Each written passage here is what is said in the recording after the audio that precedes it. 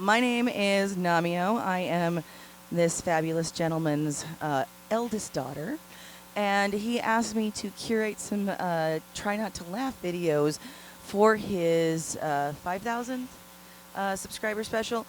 So this is kind of a dry run, and so this is kind of a proof of concept for how I'm going to put it together. But also, I thought it would be fun to have my father respond to some of my favorite TikToks. So I went through my TikTok favorites, and I went back to the start. So I discovered TikTok in around 2020. So a lot of these are from mid 2020.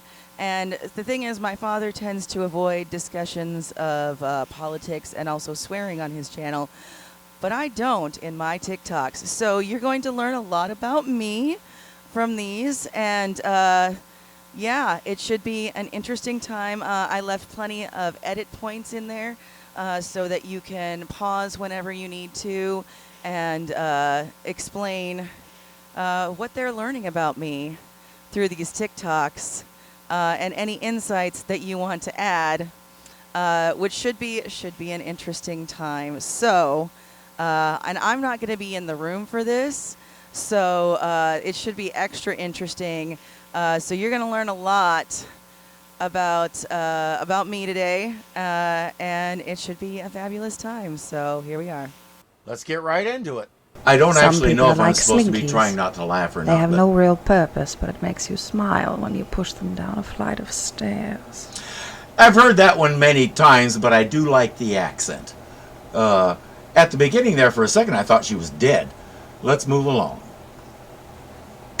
Hey, hey, bring your friends. We're saving statues across the nation. Oh boy. No, don't bring a book. Statues are the only source of information. Block my ears, la la la. Don't tell me more than what's on that plaque. Abduction, rape, or genociding confessed in statue man's handwriting. Whoa. Hey, hey, do you like toys? But just when someone takes them off you, don't erase my history, but erase whichever parts I want to. Okay. Centuries are not enough till the sun burns out. Keep the statues up. Never learn and never change, so my big bronze daddies can watch my lonely grave. Okay, that's good. Yeah. Oh, thank you for getting that off the screen. Oh my word, that was just creepy. That song, yeah. Thing is, you know, there was a time when statues and visual aids like that were people's primary method of learning because most people were illiterate. That is not the case anymore. So just, yeah, get over it.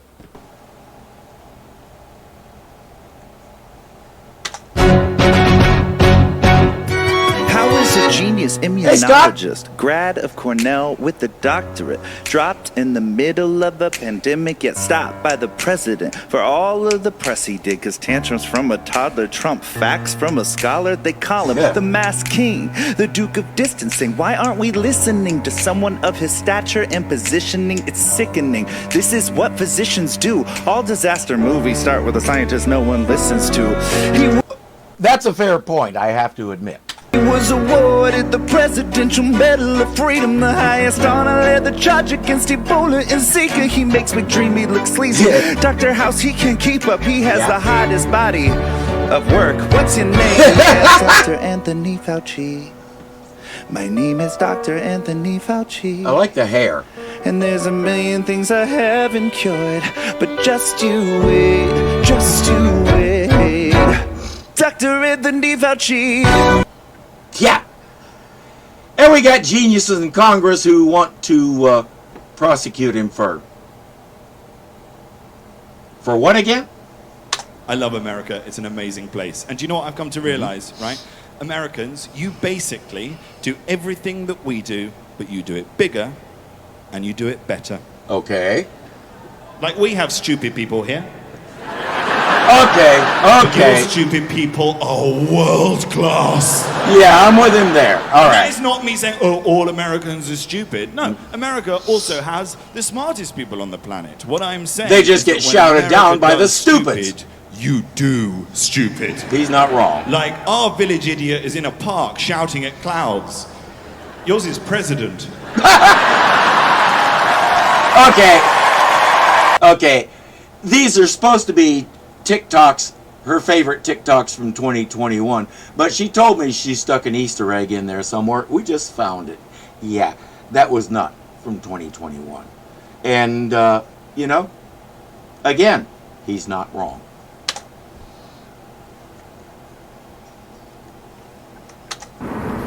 Hey, there's Namio right there. Who has had clinical depression basically forever. I don't get to have a lot of really happy moments in my life, or at least I haven't really a lot before now, but I'm having one right now. I don't know why the video and audio are so out of sync. I don't know if that's something TikTok did or if it's something in her phone or what it is, but all we can do is just go with it. And I just want to share it with the world. I just had an amazing dinner that I took myself out to because I have had so far one of the best weeks of my life. See, for the last 2.5 years, I've been working for the American Red Cross, and they suck as an employer. Mm-hmm. And so when things came down to it, I decided that if I was going to leave, I was going to leave with a bang. So I sat down and I wrote about a... You are going to love this. 3,800 word email, and I sent it out to everyone in the region, all of the phlebotomists in the region, as well as some of the supervisors and others, at exactly the same moment that I quit. And I wasn't necessarily expecting too much. I just kind of wanted to do it. But you guys, it's having an impact. I didn't even know this, but our union is currently negotiating a national contract, and pretty soon they'll be negotiating the local one. So all of my friends that have been so mistreated, they're going to get a chance to have their voices heard. And because somebody, didn't have to be me, it could have been anybody, but because somebody actually said it, actually put it down in writing and put it out there. Somebody said the quiet part out loud, and it was about flipping time with that organization. People are starting to get angry, and they're starting to pay attention, and I think that something really amazing is going to happen. And I honestly, I haven't really known much of my life what it's like to be proud of myself, and it's a pretty amazing feeling. So I just wanted to share that with the world. I will put a link to my little opus in a pinned comment, so that if you have the time and you want to read about some truly horrible shit, that's there. And I hope you guys, I hope everyone out there gets to feel the way I do right now at some point in their lives. She hopes everybody gets to feel and I just goofed. I kind of cut off the last part of that by accident. But that's my daughter.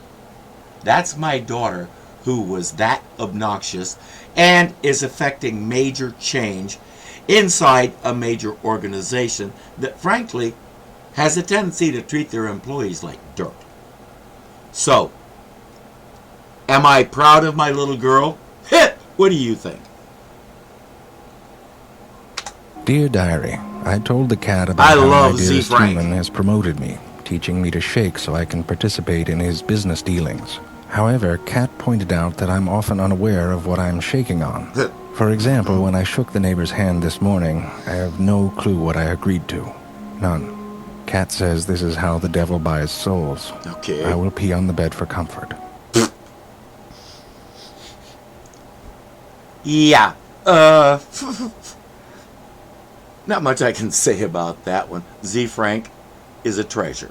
So,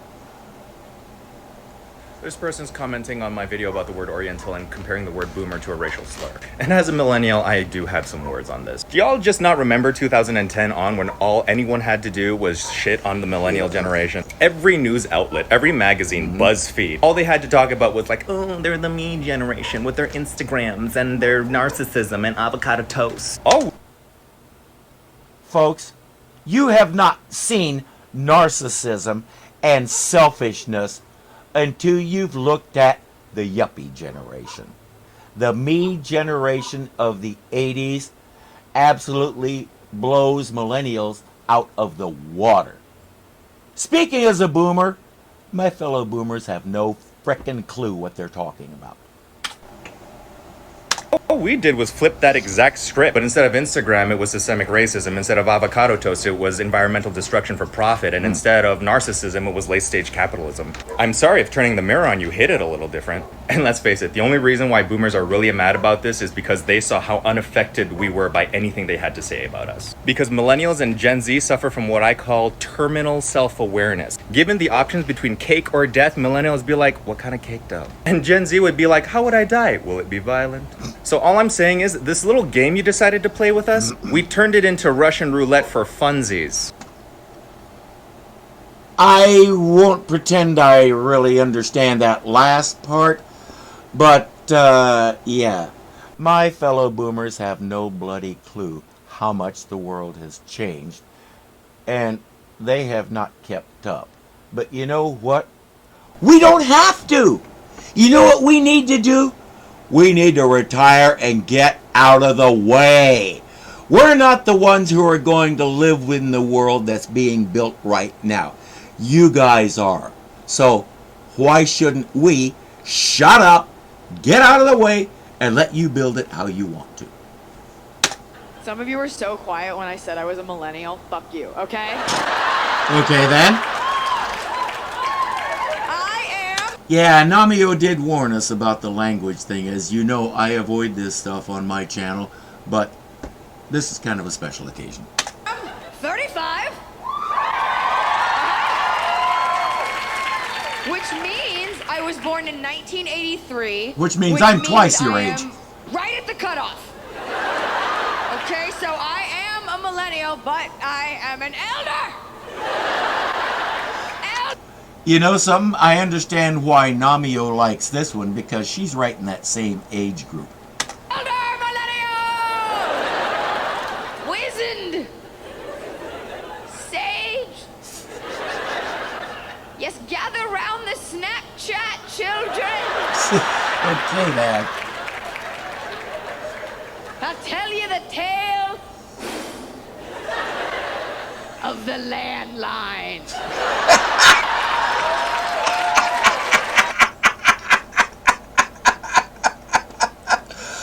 Okay, that's legitimate. Landlines do still exist, as you know, but that was good. Okay, I think I can see where we're going here. So, yeah.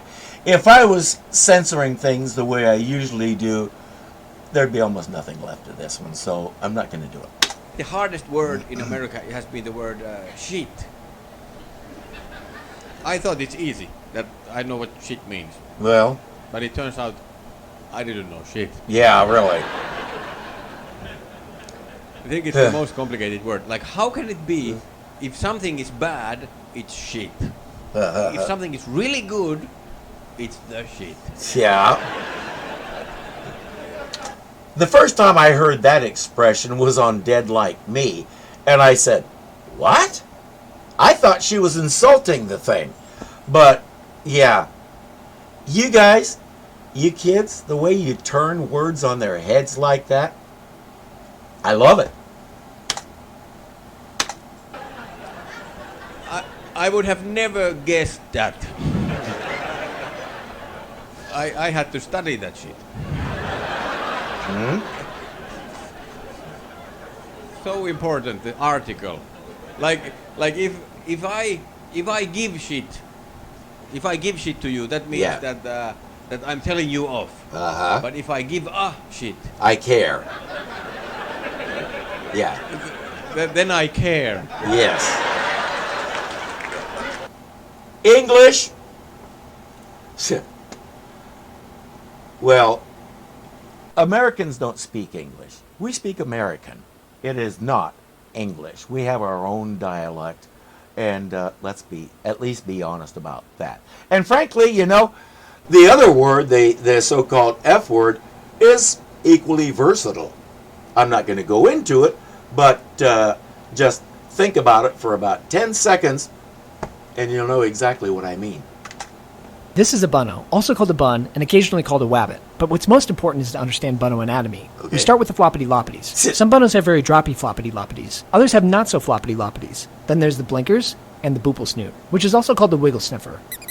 Moving down, we find the lickety tickler and the nibble noms. Bunnos use these to eat the greens and the oranges. Next, there's the front fluff. When bunno's tired, it makes an ideal headrest. Then there's the little front stubs, followed by the thumper jumpers. And finally, we make it to the general fluffer-buttle region, accented by the floof poof. Bunnos are known for awesome acts of adorableness, like standing up, fluffing the face, and going for walks. Kind of. Bunnos are also known to wear sweaters or crowns. All hail His Royal Highness.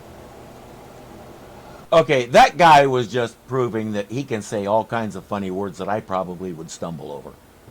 Class is in session, Karen. If you or someone you know uses the Bible against the queer community, this video is for you. I've studied theology to a degree my entire life, so here's what I know. Number 1, the word homosexual does not exist in the Bible. What? I know! In the original Greek and Hebrew text, the word that we now translate to homosexual actually translates to pedophile, or specifically, an older man who sleeps with a young boy. The sexual sin in question here is an abuse of power. Yep. This is the same with Sodom and Gomorrah. Yes, in Sodom and Gomorrah, it wasn't that they were gay. And honestly, if you think about the way different cultures view different stories, the story of David and Bathsheba, we Westerners see it as a story of adultery and cheating, but lots of other cultures see that as an abuse of power.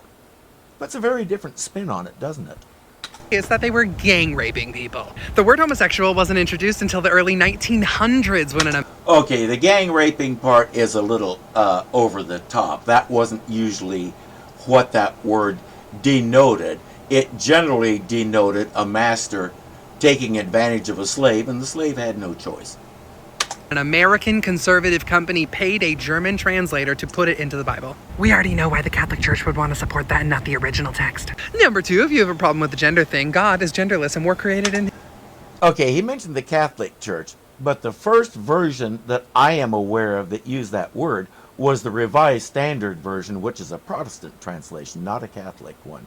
So I know the Catholics are an easy target, but they're not the only culprits here. In his image. Number 3, if you have a problem with trans people, well, as a Christian, we believe that we are a soul placed in a vessel, and that means there's a chance that we were placed in the wrong vessel, just like any other birth defect. It's the matter of a chromosome, Karen. None of this... Yeah. I've been having a discussion with some of my former friends from Bible college about this for the past couple of days. We have people who are born with indeterminate genitals. We have people who are born with both sets of genitals. We have people who are born with no genitals. Why is it such a stretch to imagine somebody could be born with the wrong genitals? This is contradicted in the 10 Commandments or the words of Jesus, so basically God doesn't give a shit. Also, there were no white people in the Bible. Class dismissed. Yeah, with a couple of very minor exceptions, everything that person said is pretty accurate. I have 2 degrees in the Bible. I have a bachelor's degree in New Testament and a master's degree in Old Testament. I read the Bible in the original languages, and I have spent the last 50 years studying those languages, digging into them as deeply as I can to really, really understand what that book says. And pretty spot on there. TikTok, you are getting good with these questions, and a lot recently around bosses. So I'm going to give you the one question you should always ask in a job interview so you can figure out what it's going to be like to work for this boss. This should be interesting. When it gets to your turn to ask questions, simply say, can you tell me about the most successful person you ever hired and what exactly they did to be successful? That's because whatever response they give you is what they look for in a candidate. Let me tell you why that's important. Let's say this boss was raving about work-life balance at the organization. But when you asked this question, they said, the best person I ever hired was Jim. He came in early, he stayed late, he worked weekends, I could text him, call him anytime, and he would drop everything for me. Does it sound like work-life balance to you? No, it's a very revealing question about what this boss admires and respects, which means that's going to predict what you're going to have to do to be successful and get raises and promotions. So ask that question, you will learn a heck of a lot.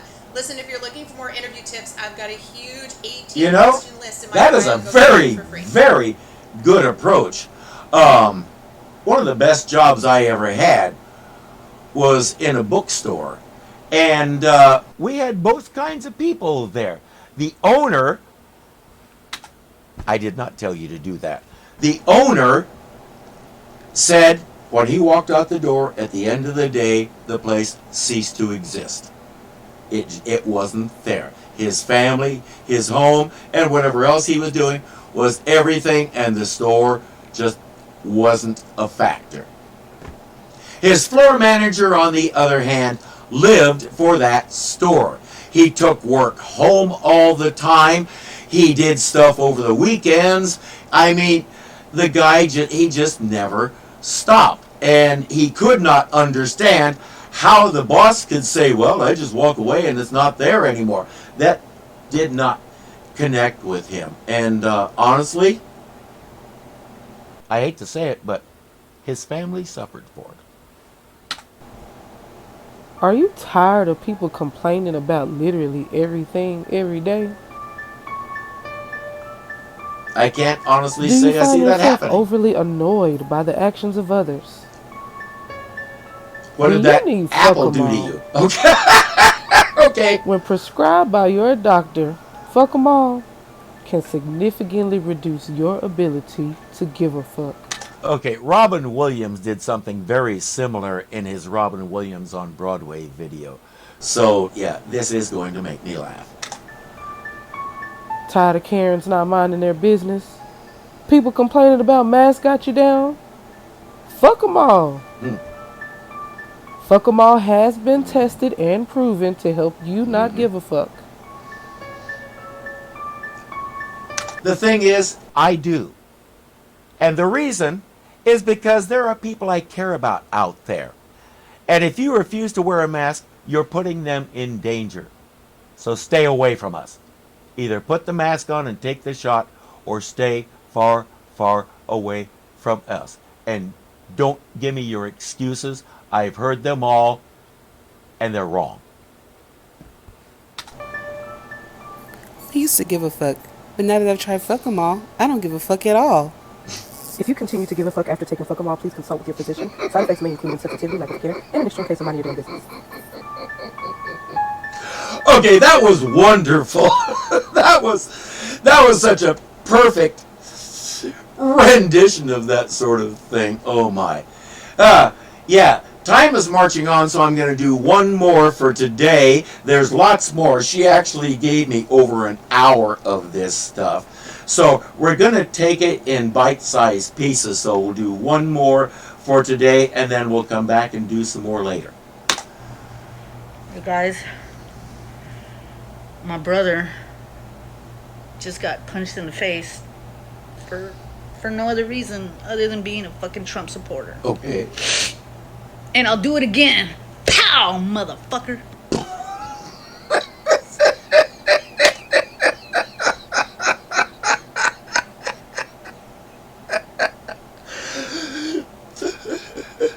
Disclaimer, I don't support violence. I've never actually hit anybody with these in my life, and I have no plans to.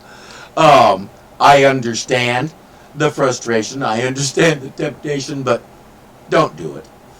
Just, it's not worth it. And you won't change their minds. All you'll do is probably skin your own knuckles. So, I hope you're having as much fun as I am. These videos are something else. You're getting a good insight into Namio, what makes her tick, the sort of things she likes, and the fact that, yeah, she and I kind of have very similar likes. So, we will continue this later on. For now, I thank you for watching, and I'll see you later.